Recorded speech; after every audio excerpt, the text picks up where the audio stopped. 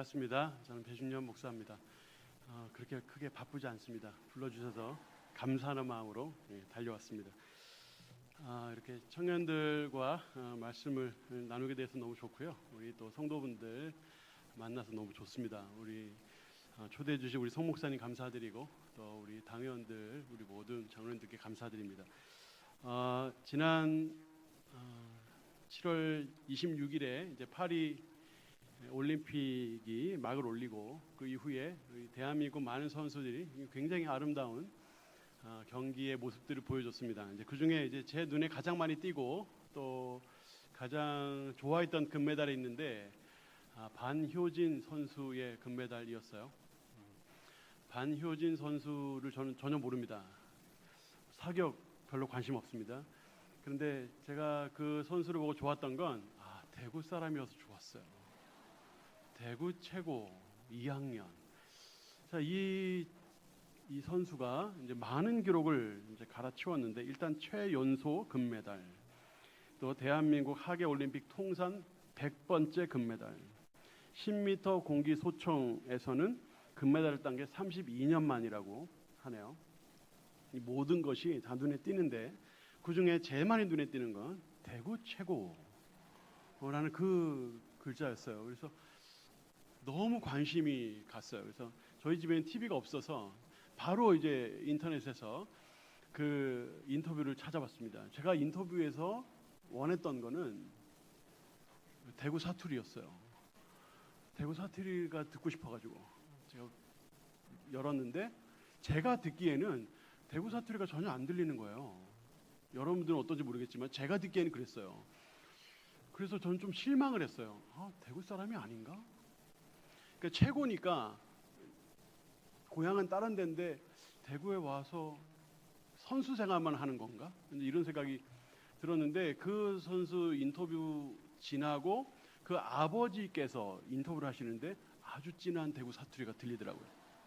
대구 사람이 맞구나. 그래서 찾아봤더니 대구 동구 방촌동 출신이고 용호 초등학교, 동원 중학교, 그리고 대구 최고를 다니더라고요. 대구 출신이더라고요. 그래서 이 대구 사투리를 안 써서 조금 실망스럽긴 하지만 그래도 대구 사람이구나. 근데 여러분, 이 반효진 선수의 이제 랩탑 노트북이 있는데 노트북을 딱 펼치면 왼쪽 맨 위에 뭐라고 붙어 있는지 아세요, 여러분? 뉴스에 많이 나왔었는데 혹시 제가 드린 PPT가 될까요? 예, 여기 보면 잘 보이시나 모르겠는데 여기 이렇게 써 있어요. 어차피 이 세계 짱은 나다 이렇게 써 있어요. 이게 1년 전쯤 쓴 거래요. 그러니까 노트북 왼쪽 맨 위에다가 딱 붙여놨어요. 그래서 매일 본대요, 매일. 근데 그때 이걸 왜 썼냐, 왜 붙였냐 이제 물으니까 그때 가장 자신감이 떨어지고 가장 점수가 잘 안 나올 때 그때 이걸 써서 붙였다는 거예요. 그래서 맨 왼쪽에 붙여놓고 항상 봤대요. 어차피 이 세계 짱은 나다. 여러분, 이런 식의 이제 운동 선수들이 이런 식의 자기 암시랄까요? 또 자기 체면이랄까요? 이런 일들을 많이 합니다. 탁구의 신유빈 선수, 그 선수는 끊임없이 계속 혼잣말을 하죠.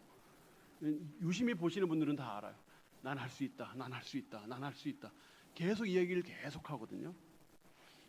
이 자기 암시가 가장 이렇게 스포트라이트를 받았던 게 2016년 브라질 리우 올림픽에서였는데 이때 펜싱 박상영 선수가 이제 세계 선수권에, 그러니까 세계의 가장 뛰어난 선수들과 이제 금메달을 놓고 이제 싸우는 중인데 10대 14로 지고 있었어요. 한 점만 내주면 경기가 끝나요. 한 점만 내주면. 근데 혼잣말을 계속하는 거예요. 굉장히 불리한 상황이고 이기기 힘든 은메달로 만족해야 되는 그런 상황인데 계속 되뇌이는 거예요. 뭐라고 되뇌이나? 난 할 수 있다, 할 수 있다, 할 수 있다, 할 수 있다. 계속 말하는 거죠. 그 결과가 어땠나요? 5점을 내리따서 금메달을 땄어요. 그때 많은 뉴스에서 그의 혼잣말을 주목했어요. 여러분, 이게 우연일까요? 이 반효진 선수의 어차피 이 세계 짱은 나다, 신유빈 선수의 계속적인 자기 암시, 또 방금 말씀드린 박상영 선수의 자기 암시, 여러분 이거는 절대로 우연이 아닙니다. 운동 선수들은 이런 걸 많이 합니다. 그리고 운동선수뿐만 아니라 많은 사람들이 이와 같은, 말하자면 자기 암시, 자기 체면을 계속 걸어요. 왜 그렇죠? 사람은 생각하는 것 이상으로 성장할 수 없기 때문이에요. 사람의 생각이 엄청나게 중요합니다. 금년 8월에 나온 책이 있는데 무엇이든지 이뤄내는 강한 마음이라는 책이에요. 이 책에 보면 스포츠 심리학자가 쓴 책인데 이 노엘 브릭이라는 사람이 이런 연구 조사를 이 책에서 이렇게 설명을 합니다. 마음을 강화시키는 대화법을 가지고 자기 마음을 강화시키면 사람 선수들마다 운동 전부터 운동이 끝나서 더 이상 탈진해서 못 뛸 때까지의 시간이 있대요. 말하자면 체력이에요, 체력. 이 체력의 시간이 있는데 자기 암시를 배우면 따로 체력을 기르지 않아도 18% 정도의 더 큰 힘을 낸답니다. 그리고 대단한 거거든요. 운동선수가 내가 할 수 있는 게 100인데 운동 경기에서 내가 118을 냈다. 이건 엄청난 결과예요. 엄청난 변화고. 이게 어디서부터 온다고요? 자기 생각으로부터 오는 거예요. 자기 생각이, 내 생각이 어디에 갇혀 있느냐가 나의 한계를 정하는 거예요. 여러분들이 뭔가 이루기 위해서 노력을 해요. 근데 정말 내가 할 수 있는 내 모든 에너지를 다 쏟아서 할 수 있을까요? 가지고 있는 에너지 가지고 하는 게 아니에요. 생각 가지고 하는 거예요. 생각을 가지고 있으면 내가 가지고 있는 이상의 에너지가 나오는데 이 생각이 어디에 갇혀 있으면 더 이상 이 생각이 그 앞으로 나오질 못합니다. 그게 생각의 힘이에요. 근데 여러분 이거 아세요? 생각은 다 정해져 있어요. 사람마다 생각의 덩어리가 머릿속에 마음속에 있어요. 그 이상의 생각을 못합니다. 똑같은 사건을 딱 보고 어떤 사람은 그걸 보고 이렇게 해석하는데 어떤 사람은 똑같은 걸 보고 저렇게 해석해요. 똑같은 걸 보는데도. 왜 그렇죠? 생각을 만드는 생각 덩어리, 생각 공장, 생각의 틀이 각 사람의 마음과 뇌 속에 다 있기 때문이에요. 진보적인 생각을 가지고 있는 사람은 똑같은 것을 보고 진보적으로 말해요. 보수적인 생각을 가진 사람은 똑같은 걸 보고 보수적으로 말해요. 생각이 정해져 있기 때문에 그런 거예요. 근데 이렇게 나온 생각은 느낌을 결정합니다. 느낌. 예를 들어서 번데기 좋아하세요? 번데기? 번데기 먹어요? 번데기 먹어? 드셔요? 드시는 분들이 많이 계시네요. 안 드시는 분도 있죠. 번데기를 보면 누구는 맛있겠다라고 생각해요. 근데 누구는 그 징그러운 걸 어떻게 먹어? 그 어디서 나오는 거죠? 그 사물에서 나오는 게 아니에요. 내 생각에서 나오는 거지. 내 마음에서 나오는 거예요. 느낌이 결정되잖아요. 그러면 행동으로 이어집니다. 누구는 입에 털어넣죠. 번데기를. 누구는 최대한 멀리 벗어나려고 해요. 나한테는 보여주지도 마. 너무 징그러워. 이런단 말이에요. 행동이 반복이 되면 뭐가 되죠? 습관이 되고요. 습관이 반복이 되면 뭐가 되죠? 인격이 되고요. 인격이 반복이 되면 인생이 되는 거예요. 결국에는 내 마음이 어떠냐에 따라서 내 마음에서 어떤 생각을 만들어내느냐에 따라서 내 인생이 결정이 되는 거예요. 그래서 성경은 우리에게 그 마음의 중요성을 너무나 강조를 합니다. 무릇 지킬 만한 것 중에 내 마음을 지키라. 생명의 근원이 이에서 남이니라. 잠언 4장 23절. 마음이 중요해요. 내가 어떠한 생각을 하고 있는 게 중요해요. 여러분, 여러분의 미래의 한계는 여러분의 생각의 한계에 달려 있어요.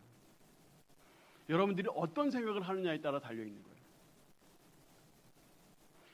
말라기를 우리가 읽었는데 말라기의 핵심은 무덤덤해진, 마음이 굳어버린 이스라엘 백성들을 향한 하나님의 말씀이에요. 그게 핵심이에요. 말라기의 말씀을 보면 이스라엘 백성들이 얼마나 갇혀 있는지가 나옵니다. 말라기 1장 2절에 보면 여호와께서 이르시되 내가 너희를 사랑하였노라 하나 너희는 이르기를 주께서 어떻게 우리를 사랑하셨나이까. 하나님의 사랑을 잃어버렸어요. 하나님의 사랑을 부정해요. 왜 이런 일이 벌어지는지 아세요? 이스라엘 백성들이 포로로 다 끌려갔었어요. 예레미야를 통하여 70년 후에 다시 귀환하게 해주겠다고 했어요. 그 실제로 70년 후에 귀환을 했어요. 성전을 지으래요. 성전을 지었어요. 근데 그 다음에 크게 변화가 없는 거예요. 생활이 나아지지 않는 거예요.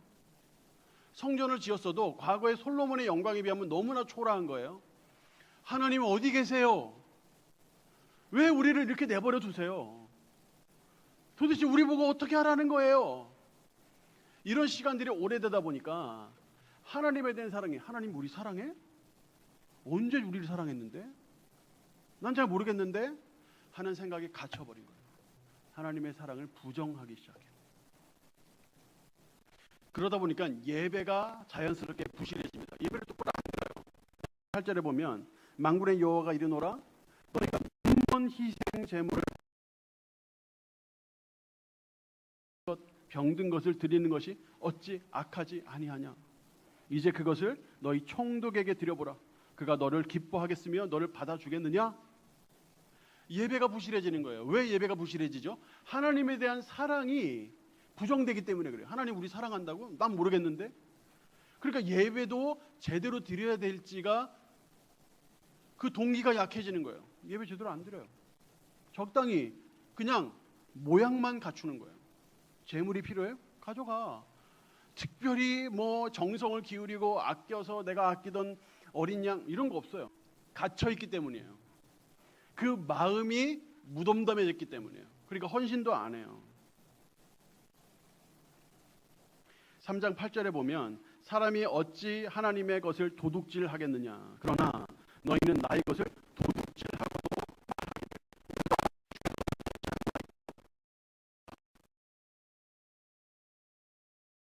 이들이 하나님께 제대로 드려야 할 걸 안 드려요.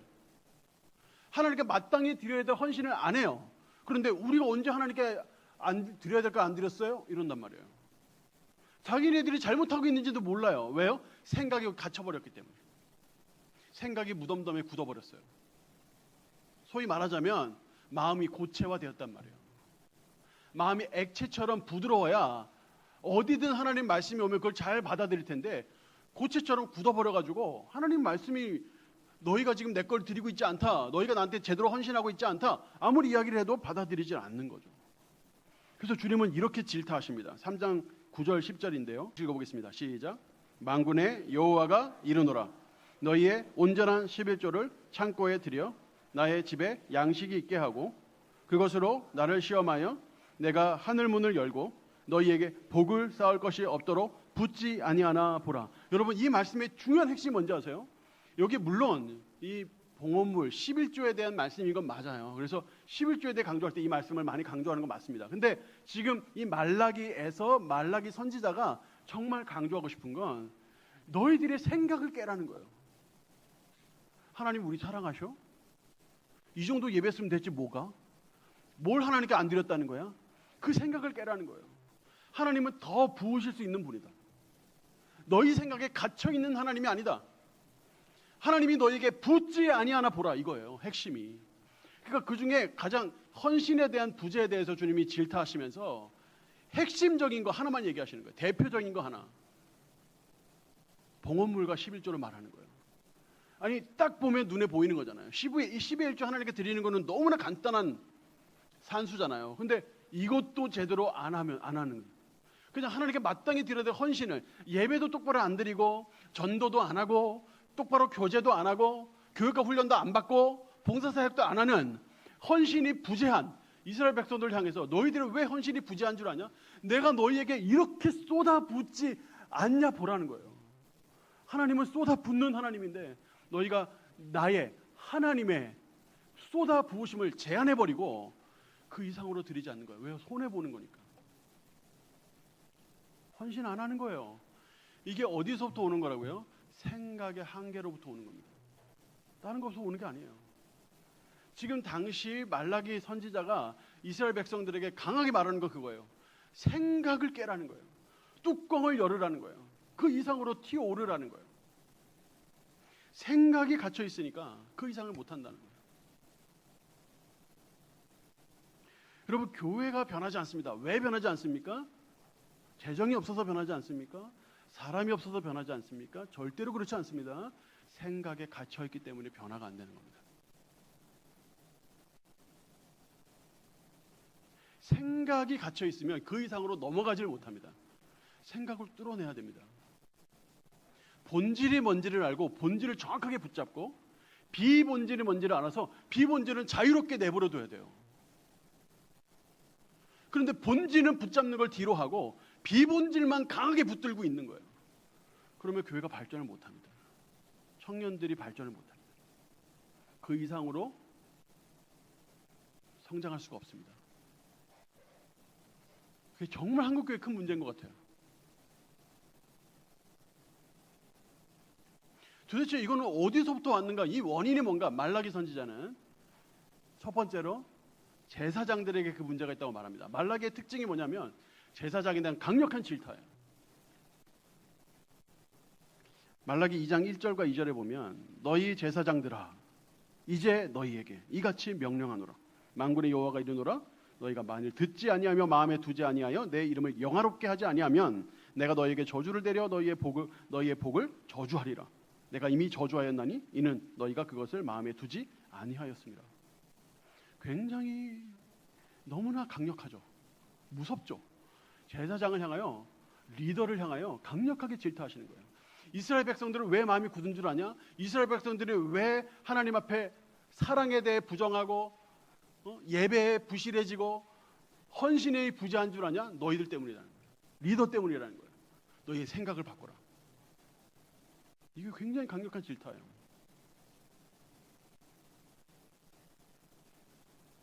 제가 지금 우리 대구 성명교회 지금 담임으로 부임한 지 3년 됐습니다. 딱 3년 넘었어요. 이제 4년 차인데 제가 3년 동안 사역하면서 제일 힘든 게 뭔지 아세요? 이 생각을 깨는 겁니다. 이게 제일 힘들어요. 누구는 저한테 담임으로 가면 3년은 가만히 있어야 된다. 아무것도 하지 마라. 3년 이후에 하나씩 슬쩍슬쩍 내고 그래도 안 되면 그냥 버텨라. 이게 저한테 많은 분들이 조언하시는 거예요. 여러분, 저는 그렇게 안 합니다. 그렇게 하겠다면 왜 제가 담임으로 갔습니까? 저는 바꿉니다. 물론 눈치를 보면서 상황을 살펴가면서 누울 자리를 보고 뻗지만 뻗기는 반드시 뻗습니다. 제가. 근데 그때 제일 힘든 게 뭐냐면 성도들의 생각을 바꾸는 거예요. 우리 남은교회는 자연스럽잖아요. 딱 신발 신고 바로 강대상 올라오잖아요. 저희 교회는 제가 갔을 때까지만 해도 슬리퍼 신고 올라가야 돼요. 이거를 바꿔야 됩니다. 장로님들 이거 바꿔야 됩니다. 뭐 신학적인 얘기를 엄청 많이 할 수 있어요. 신학적인 이야기를 모세가 그 신발을 벗은 그때는 뭐가 어땠고 말하면서 그러려고 그러면 양말까지 다 벗어야 되고 슬리퍼로도 신으면 안 되고 그 의미가 아니고 그 본질을 잘 기억하고 그걸 잘 지키면 신발 신고 올라가는 거 아무 문제가 안 됩니다. 이제 이런 얘기를 제가 해야 되는데 제가 그렇게 얘기 안 했어요. 뭐라고 얘기했냐면 우리 교회 신발 벗고 슬리퍼 신고 올라가는 거 보고 청년들 다 도망갑니다. 야, 이 교회 진짜 옛날 교회구나. 누가 이 교회 있고 싶겠습니까? 이거 바꿔야 됩니다. 외부적 관점에서 교회를 보고 바꿀 건 바꿔야 됩니다. 그래야 새로운 사람들 와가지고 앉아 있을 거 아니에요. 젊은 사람들 와가지고 그래서 앉아 있을 거 아니에요. 바꿔야 됩니다. 했는데 바꿨을 것 같아요? 못 바꿨을 것 같아요? 이건 뭐 남의 교회 얘기하니까 쉽게 얘기해서 괜찮아요. 바꿨을 것 같아요? 못 바꿨을 것 같아요? 못 바꿨을 것 같아요? 바꿨어요. 몇 년 만에 바꿨느냐가 중요한 거예요. 제가 온 지 3년 됐다 그랬잖아요. 정답 1년 반 만에 바꿨어요. 바꾸기는 바꿨어요. 힘들었을까요? 안 힘들었을까요? 정답. 굉장히 명석하시네요. 어떻게 하셨죠? 굉장히 힘들었어요. 여러분 이게 왜 힘든 건지 아세요? 이거 뭐 신발 신고 올라가는 거고 슬리퍼 신고 뭐가 문제예요 이게. 생각을 바꾸는 게 그만큼 힘들다니까요. 생각을 바꾸는 게. 리더들의 생각을 바꾸는 게 그만큼 힘들어요. 근데 여러분 제가 이걸 물어보고 싶어요. 단순히 제사장만의 문제가 아니에요. 내 인생은 누가 이끌어요? 여러분의 인생은 누가 주인입니까? 여러분이 주인이에요. 그럼 내 인생의 리더는 누구예요? 여러분이에요. 그럼 여러분의 생각을 바꿔야 돼요. 그래야 여러분의 인생이 바뀌는 거예요. 여러분, 하나님이 정말 그 정도 하나님이에요? 여러분이 믿는 하나님이 그 정도입니까? 여러분, 제가 알기로는 예수 그리스도께서는 세상 어떤 인물보다 가장 진취적인 분이십니다. 뭘 보면 알 수 있나요? 천국을 버리고 이 땅에 온다고요? 천국을 버리고 이 땅에 온다고요? 인간의 몸을 입고요. 그 창조주께서 피조물이 되신다고요? 갓난아이로 태어나신다고요? 갓난아이는 모든 동물 중에 가장 약한 존재인데, 개도 태어나면 스스로 걷고 젖빨고 그래요. 사람 아기는요, 젖을 물려주지 않으면 절 빨 줄도 몰라요. 가장 약한 존재라고요. 그런데 창조주 하나님이 갓난아이로 태어난다고요? 근데 그렇게 태어나신 그 하나님의 아들이신 예수 그리스도 십자가에서 죽으신다고요? 여러분, 이게 상상이 됩니까? 예수님은 정말 진취적인 분이에요. 생각을 깨는 분이고 통념을 깨는 분이에요. 본질이 뭔지 분명히 아시고 비본질에 있어서는 정확하게 자유롭게 하시는 분이에요. 예수님이 그런 분이에요. 일본의 아주 유명한 경영자가 이런 말을 했습니다. 사람들이 물어요. 이 기업 경영에 있어서 가장 중요한 요소가 뭡니까? 라고 물었더니 이렇게 대답을 합니다. 기업 경영에서 가장 중요한 요소 하나만 꼽는다면 경영자의 그릇이다. 여러분은 여러분의 인생에 얼마나 큰 그릇을 가지고 계세요? 그게 여러분의 인생을 결정할 거예요. 이걸 바꿔야 돼요. 이걸 바꿔야 된다고요. 주님께서 내 삶에 무슨 일을 하길 원하실까? 이걸 고민해야 되는 거예요. 이걸 생각해야 되는 거예요. 생각의 한계를 뛰어넘어야 됩니다. 여러분의 한계를 넘어야 돼요. 주님의 한계까지 가야 돼요. 주님의 뜻까지 가야 돼요. 그분의 말씀 앞에 가야 돼요. 그렇게 할 때 우리가 우리의 생각에 갇혀있지 않고 우리의 통념에 사로잡히지 않고 이걸 떨쳐낼 수가 있습니다. 우리 인생이 달라지는 거예요. 말라기 4장 1절을 보면 만군의 여호와가 이르노라 이렇게 시작해요. 그래서 불의 이미지를 가져와요. 용광로 불 같은 날이 이른대요. 교만한 자와 악을 행하는 자는 다 지푸라기 같이 다 불타버릴 거래요. 그 이르는 날에 그들이 살라 그 뿌리와 가지를 남기지 않을 것이다. 그런데 반대로 2절에 가보면 또다시 불의 이미지를 가져와요. 내 이름을 경외하는 너희에게는 공의로운 해가 떠올라서 치료하는 광선을 비추리니 너희가 나가서 외양간에서 나온 송아지같이 뛰리라. 똑같은 불이에요. 영광로 불이냐 공의로운 해처럼 떠오르는 태양이냐, 어느 불을 선택할지는 우리가 결정하는 거예요. 핵심이 어디에 있습니까?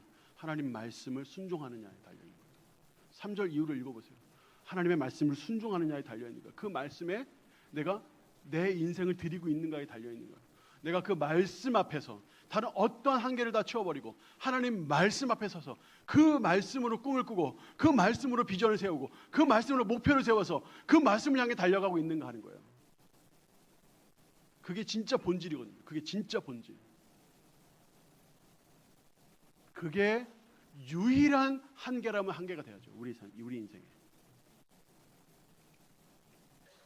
여러분 다 보셨을 것 같은데 우리 신유빈 선수가 경기를 할 때 그때 이제 상대편 브라질 선수가 나왔죠. 이 브라질 선수의 이름은 브루나 알렉산드르.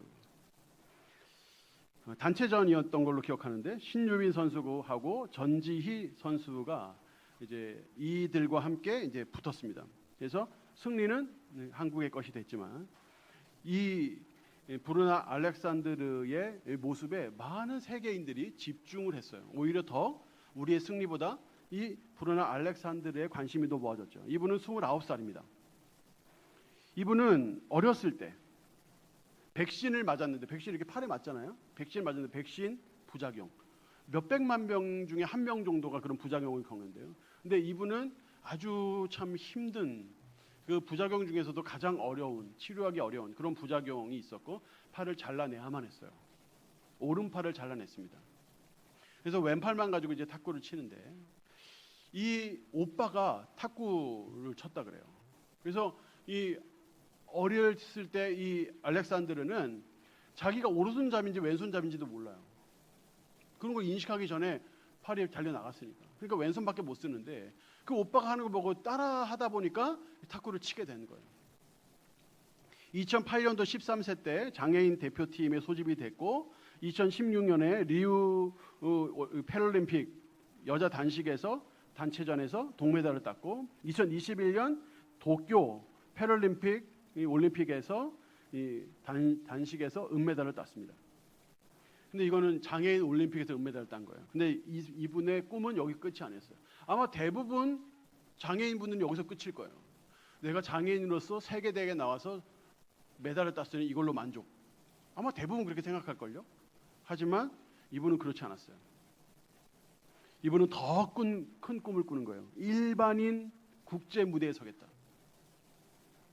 그래서 그때 이후로 계속 랭킹 포인트를 쌓아서 지난해까지만 해도 일반 여자 탁구 세계 랭킹 226위. 그런데 지금 알려진 알렉산드라의 랭킹은 182위. 굉장히 많이 올라섰죠. 브라질의 단식 또 단체전 선수로 대표 선수로 올림픽에 출전을 한 거예요. 여러분 이거는 실력만으로 되는 게 아닙니다. 물론 실력도 좋은 분이지만 실력만으로 되는 게 아니에요. 생각을 깼기 때문에 가능합니다. 내가 장애인이지만 나는 일반인 올림픽에 나가겠다. 이런 생각을 했다는 거예요. 이 생각을 했기 때문에 이룰 수 있는 거예요. 생각이 이 사람을 만드는 거예요. 생각이. 제이슨 아데이라는 분이 있습니다. 37살입니다. 흑인이세요. 사진이 있는데 한번 보여주시면 한번 첫인상을 한번 보시면 좋겠어요. 흑인입니다. 이분은 3살 때 발달장애 자폐 진단을 받았습니다. 11살 때까지 말하는 법을 몰라서 수화로 대화를 해야 됐었고요. 주변의 언어치료자들 또 여러 주변의 의사들이 평생 이 사람은 주변의 도움을 받고 살아야 할 것이다. 근데 이 사람이 산드로 산드리라는 사람을 만납니다. 선생님인데 이 선생님을 통해서 생각이 열렸던 것 같아요. 그래서 그가 드디어 18살 때 문맹을 떨치고 이제 말도 하고 글도 쓰기 시작을 합니다. 18살 때 글 쓰기 시작했어요. 18살 때. 최근 인터뷰인데 이분이 이렇게 말했어요. 10년 전 박사과정 공부하며 어머니 침실벽에 개인적 목표를 적었는데 언젠가는 케임브리지나 옥스퍼드 대학에서 교수로 일하겠다는 내용도 그 중에 하나였다. 저는 낙관적인 편이지만 그런 일이 실제로 일어날 것이라고는 생각하지 못했다. 모든 것이 가능하다는 걸 알려주고 싶다. 제이슨 아데이는 케임브리지 대학 교수가 됐습니다. 37살의 최연소로. 이건 단순히 이 사람이 물론 노력도 많이 했겠고 많은 것들을 희생했겠지만 더 중요한 건 생각이에요. 생각. 아무것도 없고 아무것도 기대할 수 없는 상황에서도 그가 생각했다는 거예요. 옥스퍼드나 케임브리지 대에서 교수로 일하고 싶다는 생각을 했다는 거예요. 그 생각이 이 사람을 여는 거예요. 그 옆에 보면 마르친 올렉시라는 분이 있습니다. 이분은 36살입니다. 이분은 23살에 기차에 치이는 사고를 겪었어요. 그때 23살 때까지 축구 선수였는데 그다지 그렇게 두각을 나타내지 못하는 3부 리그 선수면 사실 생계가 안 됩니다. 그러니까 일을 해야 돼요. 아르바이트를 해야 돼요. 근데 아르바이트를 어디서 많이 하냐? 위험한 데서 돈을 많이 주잖아요. 여기 폴란드도 그렇지만 우리나라도 그렇잖아요. 그러니까 위험한 일을 한 거예요. 철도 회사에서 일을 했는데 거기서 사고를 당해서 다리를 잘립니다. 그의 인터뷰에 보면 그때 당시 아내의 뱃속에 아기가 있었는데 그때 휠체어에 앉아서 다리가 잘린 채로 휠체어에 앉아서 펑펑 울면서 담배를 폈다고 했어요. 축구 선수 담배 피면 돼야 한대요. 자, 듣고 있는 거죠? 자, 축구 선수 담배 피면 됩니까? 안 됩니까? 안 돼요. 왜 안 되죠? 축구 선수는 힘들어요. 폐로 일하는 거예요. 폐로. 담배 피면 힘들어서 못 뛰어요. 폐로 일하는 거예요. 폐로.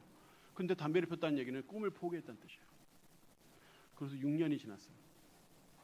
그 아들이 이제 막 뛰어다녀요. 태어난 아들이. 근데 그 아들하고 어느 날 공원에 가서 축구를 했대요. 아들하고. 그때 그의 인터뷰가 이렇습니다. 아들과 축구하며 어마어마한 행복을 느꼈다. 다시 경기장으로 돌아가야 되겠다라고 생각했다. 생각했다. 이 생각을 했기 때문에 그가 축구장으로 돌아갔어요. 그리고 아까 보셨던 그 골을 넣었어요. 목발을 진 채로 발리슛을 넣었죠. 저 골로 푸슈카시상을 받았습니다. 여러분 푸슈카시상이 뭔지 아세요? 손흥민이 이 상을 탔죠. 푸슈카시상. 축구 별로 안 좋아하시는군요. 손흥민은 아세요? 오케이. 손흥민이 저쪽 골대에서 이쪽 골대까지 혼자 단독 드리블로 해서 골 넣은 적 있어요. 4년 전인가요? 그 골로 푸슈카시상을 받았어요.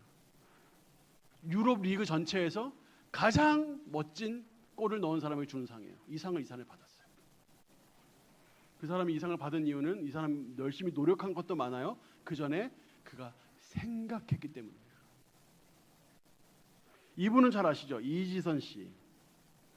22살 때 음주운전자가 낸 7중 추돌 사고의 가장 마지막 차, 제가 알기로는 마티즈. 유일하게 불난 차. 근데 그 차에서 전신에 3도 화상을 입었고 수술을 30번 넘게 했어요. 손가락 10개 중에 한 마디씩 8개가 다 잘렸고 얼굴은 말할 것도 없고. 근데 이분에게 신앙이 있었지만 동시에 꿈도 있었어요. 어떤 꿈이 있었냐면 나와 같은 사람을 돕겠다 하는 꿈이 있었어요. 그 생각이 있었어요. 그래서 독하게 공부했다고 그랬어요. 2대 유아교육과 졸업한 후에 미 보스턴대에 넘어가서 재활 상담학 석사, 컬럼비아대 사회복지학 석사, UCLA 사회복지학 박사, 중증 발달 장애인의 직업 재활 등을 감당하는 그런 공부를 했고, 그래서 한국에 들어와서 교수가 됐어요. 이게 작년인가 재작년인가 그럴 거예요. 여러분, 이 모든 한계를 뛰어넘은 사람들의 특징이 뭔지 아세요? 생각했다는 거예요.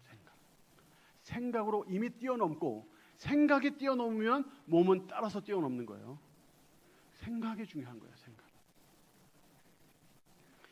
제가 작년에 이집트를 갔다 왔어요. 이집트의 단기 선교차 갔다 왔는데, 이집트는 무슬림 국가고 90%가 무슬림입니다. 그 중에 10%가 개신교로 분류가 되는데, 그 10% 중에 9%가 콥틱 정교회, 소위 마가 종교회라고 불러요. 콥틱 종교회 사람들이에요. 콥틱 종교회는 뭐냐면 알렉산드리아에 이제 마가복음 쓴 그 마가입니다. 그 마가가 넘어와서 복음을 전했다 그래요. 그래서 그 이집트 지역이 당시 콥틱이라고 불렀고, 그 이집트 사람들을 kop틱이라고 불렀는데 그때 당시 이집트 사람들의 99%가 기독교인이었다 그래요.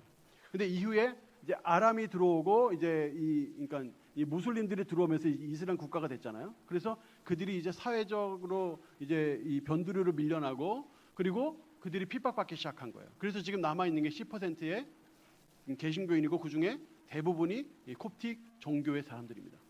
정교회라는 거는 이제 카톨릭의 어떤 이런 복식이라든가 이런 형식이라든가 이런 걸 그대로 가지고 있지만 교리는 개신교를, 그래서 개신교로 분류가 돼요. 정교회가 그런 기독교를 가진 사람들이에요. 근데 이 사람들이 직업을 못 가지거든요. 대부분 무슬림 국가가 다 그렇죠.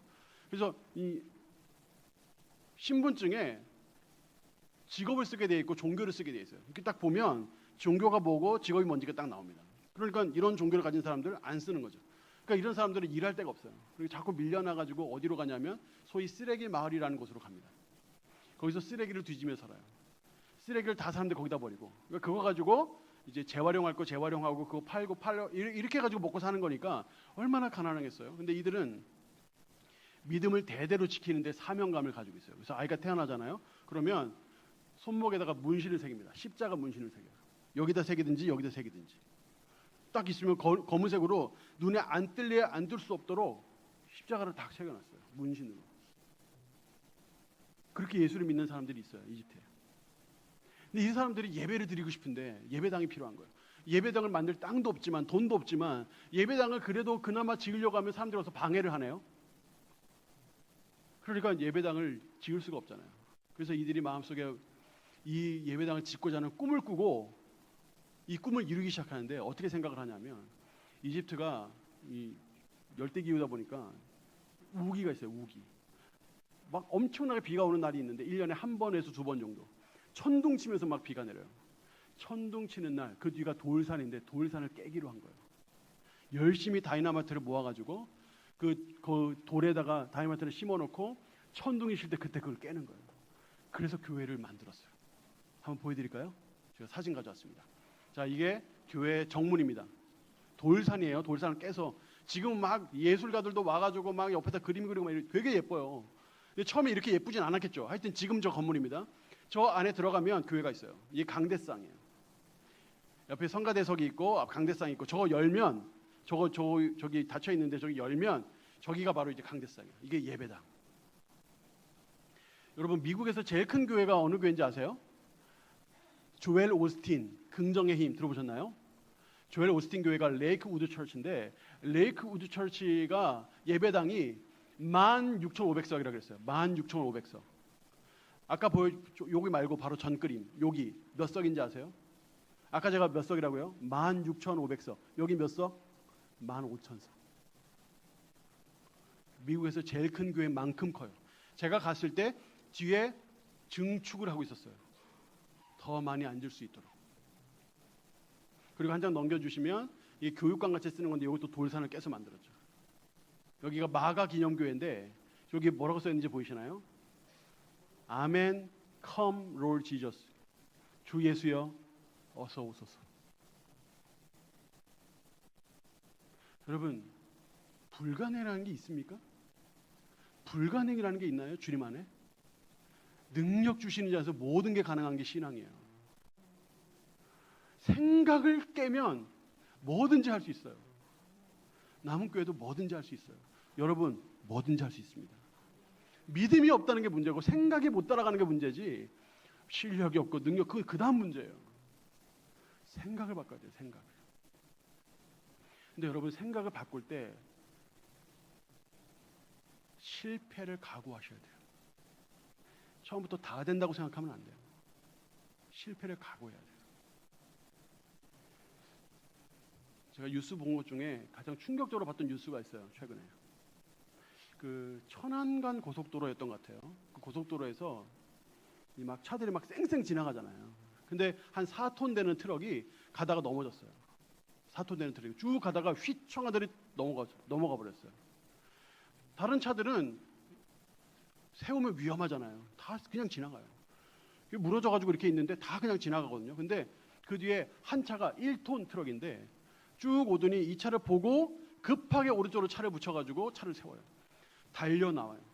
그래서 그 넘어진 트럭 위에 올라가더니 그 운전석에 있는 사람을 끄집어내려고 막 애를 막 쓰는 거예요. 그게 CCTV에 다 잡혔어요. 근데 그 순간에 뒤에서 16톤 트레일러 트럭이 갖다 박아버렸어요.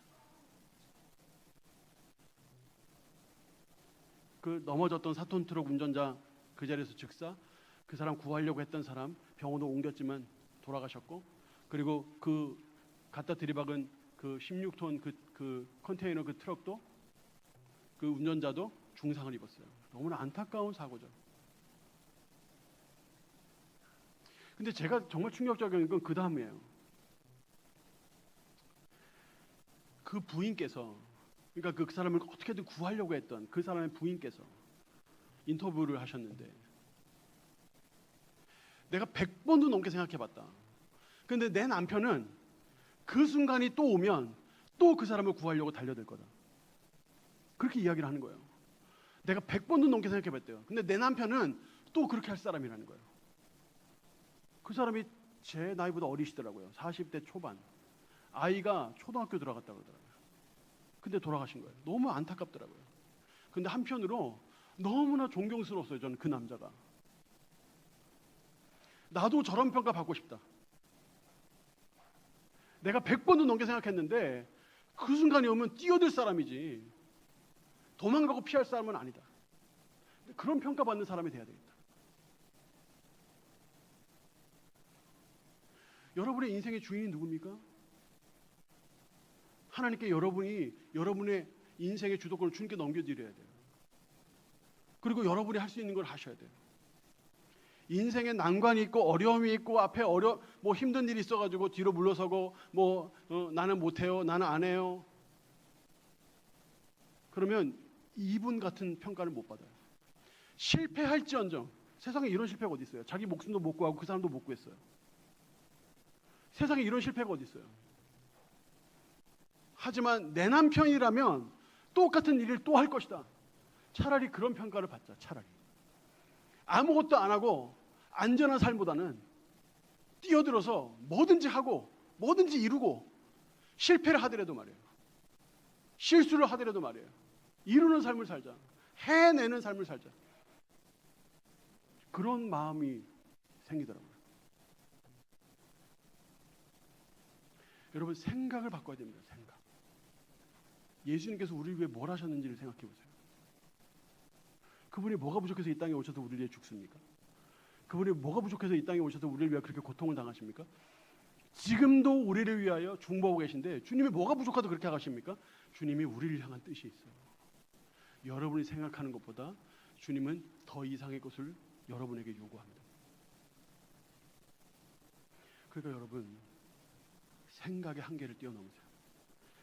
주님께서 원하시는 게 뭔지를 찾아보세요. 그리고 그 뜻대로 순종을 해보세요. 하나님은 여러분을 통하여 남원교회, 또 대구, 경북, 또 대한민국의 전 세계에서 여러분을 통해 귀하고 복된 일을 이루실 줄 믿습니다. 그 일을 이루시는 우리 남원교회 또 우리 청년부 다 되시기를 예수님 이름으로 축복합니다. 은혜로우신 하나님 아버지, 주 안에 꿈꾸게 하여 주시옵소서. 하나님의 뜻 안에서 꿈꾸게 하여 주시옵소서. 우리가 우리 한계를 지정하지 아니하고 하나님께서 우리를 통하여 하시고자 하는 그 일을 해내는 우리 모두가 되게 하여 주시옵소서. 이 시간 저 앞에 헌신하여 예배드립니다. 마음이 딱딱하게 굳어서 주님의 사랑을 부정하고 예배가 부실해지고 헌신이 부재해지는 그런 신앙생활 아니라 하나님을 기쁘시게 하고 하나님을 즐겁게 만드는 그런 헌신과 그런 예배와 그런 사랑을 드리는 그런 우리 청년들, 우리 남은교회 되게 하여 주시옵소서. 예수님 이름으로 기도하옵나이다. 아멘.